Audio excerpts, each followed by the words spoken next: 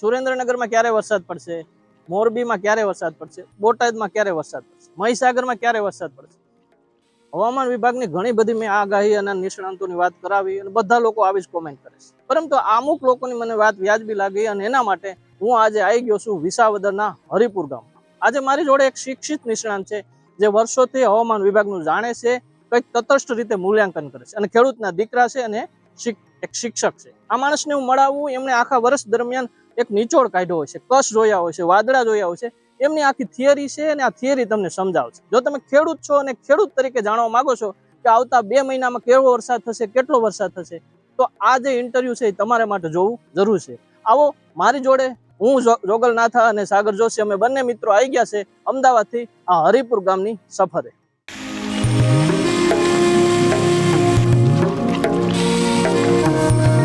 સપ્ટેમ્બરમાં કેવું રહેશે? સપ્ટેમ્બરમાં એક સિસ્ટમ આવશે, અચ્છા, પછી ઓક્ટોબર એન્ડમાં કે નવેમ્બરમાં એ થોડીક જે મોસમ તૈયાર થતી હોય ત્યારે કદાચ કે શિયાળુ વાવેતર થયું એ સમય દરમિયાન માવઠારૂપી વરસાદ થવાની શક્યતા છે. આજે હું આવી ગયો છું વિસાવદર તાલુકાનું એક ગામડું છે હરિપુર ગીર. અહીંયા આમ તો મેં તમને હવામાન વિભાગની આગાહી એટલે કે જે પરંપરાગત રીતે જે વરસાદ કેટલો થશે એમનો નિચોડ કાઢતા, એમનું અનુમાન કરતા લોકો ગુજરાતમાં ઘણા બધા છે. તમે જેવા ટીવી ઉપર જોવો છો 2-5 માણસો નથી, આખું એક સંસ્થા ચાલે છે અને ગુજરાતમાં ગામડે ગામડે પણ આવા લોકો છે.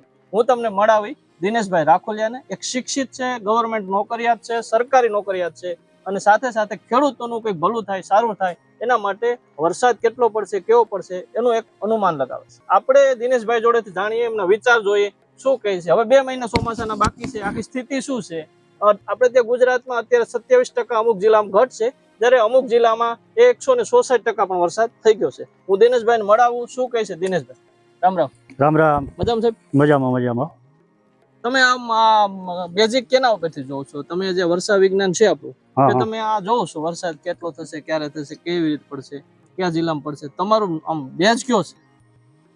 વાતાવરણ ટૂંકમાં આખા વર્ષ દરમિયાન અમે કસ લખ્યા હોય છે અને પછી વનસ્પતિના લક્ષણો, કોઈ લીમડો છે, આંબો છે, એના મોર આવવો, મોડો આવવો, વહેલો આવવો, પછી ખાખરામાં ફૂલ આવવા, આપણે જેને કેસુડા કહીએ, એ ક્યારે ખીલે છે, કેટલા પ્રમાણમાં આવે છે, પછી એના જે પૈડિયા બંધાય એમાં દાણાની સંખ્યા, આવા બધા અલગ અલગ અનુમાન કાઢી અને પછી વર્ષ દરમિયાન કેવો વરસાદ થશે એની માહિતી અમે તૈયાર કરતા હોઈએ છીએ. અચ્છા, હું તમને દિનેશભાઈ એવું પૂછું કે હવે 2 મહિના બાકી છે, બરાબર? હા, હમણાં જન્માષ્ટમી આવી ગયા. હા હા હા. હવે આવનારા દિવસમાં કેવું રહેશે, તમને શું લાગે? અત્યારે સ્થાનિક વાતાવરણ લો પ્રેશર સ્થાનિક તૈયાર થાય અને ગાજવીજ સાથે વરસાદ થાય એવું છે, પણ ખરેખર આ ચોમાસાની હજી 2 સિસ્ટમ રેગ્યુલર ચોમાસાની બાકી છે અને માવઠારૂપી કદાચ એક સિસ્ટમ આવે. એટલે માની લો કે આ જુલાઈ છે, ઓગસ્ટ છે, ઓગસ્ટના એન્ડમાં વરસાદ થશે. હા, સરસ મજાનો ઓલ ઓવર બધી જગ્યાએ સારો એવો વરસાદ થશે. આવતા બસ 25-26 તારીખથી જ એનું આખી સિસ્ટમ છે, એ વરસાદ ભરપૂર માત્રામાં વરસાદ આપણને આપશે. સપ્ટેમ્બરમાં કેવું રહેશે? સપ્ટેમ્બરમાં એક સિસ્ટમ આવશે. અચ્છા, પછી ઓક્ટોબર એન્ડમાં કે નવેમ્બરમાં એ થોડીક જે મોસમ તૈયાર થતી હોય ત્યારે કદાચ કે શિયાળુ વાવેતર થયું એ સમય દરમિયાન માવઠારૂપી વરસાદ થવાની શક્યતા છે. જૂના ગયા વર્ષનું જે અમે હવામાનની જોઈ અને જે કસ કાતરાના આધારે નોંધ કરી હોય એમાં એવું બતાવે છે કે એકાદ માવઠું થાય પાછળ અને 2 સિસ્ટમ બાકી છે. હવે માની લો કે આ ગુજરાતના અમુક જિલ્લા છે, મહીસાગર છે, પછી સુરેન્દ્રનગર છે, પછી હું તમને બોટાદ કહું કે મોરબીનો અમુક ભાગ કહું, રાજકોટ ગ્રામ્ય છે, અમુક ઘણા બધો વિસ્તાર છે, એમાં ઘટ છે. તો આ જે ઘટ છે એ આ બાકીના દિવસોમાં પૂરી થઈ જશે, તમારું શું અનુમાન છે? બધી જગ્યાએ ઘટ આવું મેં અગાઉ જે મારું વર્ષા વિજ્ઞાનમાં જે મંડળમાં મોકલવા માટે મેં પત્રિકા તૈયાર કરી હતી એમાં અમુક વિસ્તારમાં મેં ઘટ લખી જ હતી કે ટૂંકમાં જેને આપણે કહીએ ને કે ખંડવૃષ્ટિ, અમુક જગ્યાએ અતિવૃષ્ટિ થઈ જાય, અમુક જગ્યાએ ઓછો વરસાદ થાય, આવું લખ્યું હતું અને ખરેખર એવું બન્યું છે કે અમુક જગ્યાએ ખૂબ વરસાદ પડ્યો. ધારો કે અમારા વિસાવદર તાલુકામાં જ 60 ઇંચ પ્લસ વરસાદ થઈ ગયો છે, 60 ઇંચ કરતાં વધારે વરસાદ થઈ ગયો. અમુક જગ્યાએ પાણી પાવાના ચાલુ છે અને 20 ઇંચ પણ વરસાદ નથી થયો. એટલે ખંડવૃષ્ટિ જેવું લખ્યું હતું અને ખંડવૃષ્ટિ રહેશે. અમુક જગ્યાએ વરસાદની ખેંચ રહી જવાની છે અને વર્ષ પૂરું થઈ જશે. અચ્છા, હવે બીજું મારે તમને એ પૂછું, આ ખંડવૃષ્ટિ થાય આવું તો મેં કે મારા બાપ દાદા પેલા ઓછું લોકો સાંભળ્યું, હવે આ રેગ્યુલર રીતે આવું બહુ જોવા મળે, એનું કારણ શું છે? પ્રદૂષણ, હવામાનમાં જબરજસ્ત ફેરફાર. ઉનાળામાં ગરમીની અતિશયોક્તિ થઈ જાય, અતિશય ગરમી પડે. શિયાળામાં પડે તો જો શિયાળો ટૂંકો થઈ ગયો છે શિયાળો જે નિયમિત હોવો જોઈએ એટલો સમય નથી રહેતો.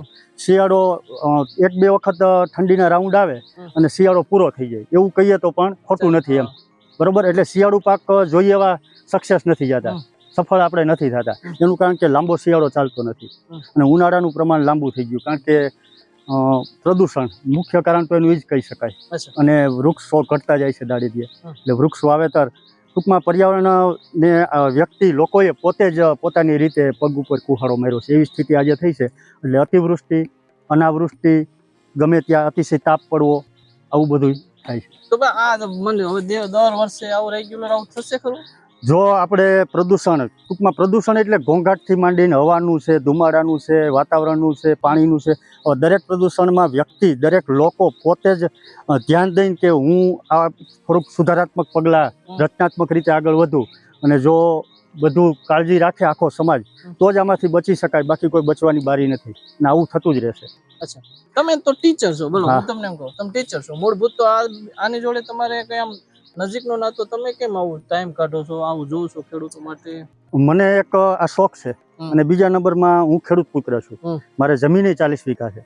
જોકે પહેલેથી મને આકાશ દર્શન, હવામાન અને આવું બધું જાણવાનું, અને પાછો હું ખોટો છું કે સાચો છું આવું તપાસ કરવાની મને ટેવ છે. દર વર્ષે હું તો છેલ્લા વર્ષા વિજ્ઞાન મંડળમાં જુનાગઢ મુકામે 2-3 વર્ષથી જ જાઉં છું, પણ અગાઉ હું ઘણા વર્ષથી આવું નિચોડ કાઢતો અને પાછું હું તપાસ કરું કે હું સાચો છું કે ખોટો છું.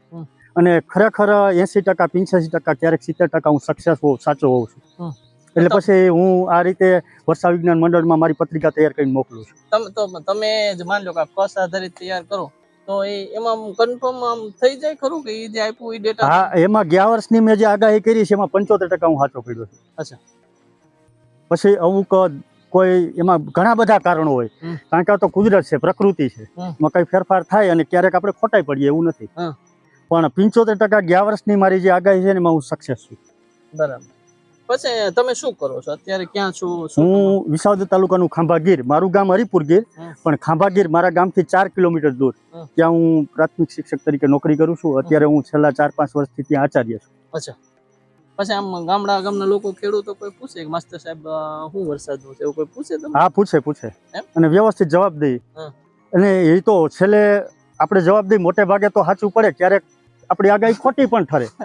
બરોબર, આ તો કુદરત ને પર્યાવરણ છે, પ્રકૃતિ છે, એને તો કોઈ પાર પામી શક્યું નથી. આપણું અનુમાન હોય અને મોટે ભાગે અનુમાન સાચું પડે. અચ્છા. તો આ દિનેશભાઈ છે અને એક મને એમ લાગે કે એજ્યુકેટ માણસ. મેં તમને અત્યાર સુધી ઘણા બધા આગાહીકારો અને જુનાગઢ સિવાયના સંગઠનમાં કામ કરતા આખા ગુજરાતના લોકોને બતાવ્યા છે, પણ મને એમ છે કે એની પાસે જે અનુભવ છે, એમની જે વાત છે, એ ખરેખર બધે એજ્યુકેટ માણસની વાત છે. તમને બી એવું લાગતું હોય કે તમે બી તમારા વ્યવહારિક જીવનમાં જો ખેડૂત હોય તો આપના નોલેજનો ઉપયોગ કરો. બસ આટલું જ અમારી વાત ગુજરાતના બીજા ખેડૂતો જોઈ જાણે એનો પ્રયાસ. કોઈ માણસ સર્વ જ્ઞાતિ નથી, સર્વ જ્ઞાતા નથી, આ તો કુદરતનો ખેલ છે. છતાં બી આપણું જે મેટ્રોલોજીસ્ટ વિજ્ઞાન છે એની સાથે પણ એક આ વિજ્ઞાન છે જે આપણા બાપ દાદા જોતા હતા અને જેને વર્ષા વિજ્ઞાન આપણે કહીએ છીએ, પ્રાકૃતિક રીતે જોઈ છે, એમનો આ પ્રયાસ. બસ આટલું. જય જય ગરવી ગુજરાત.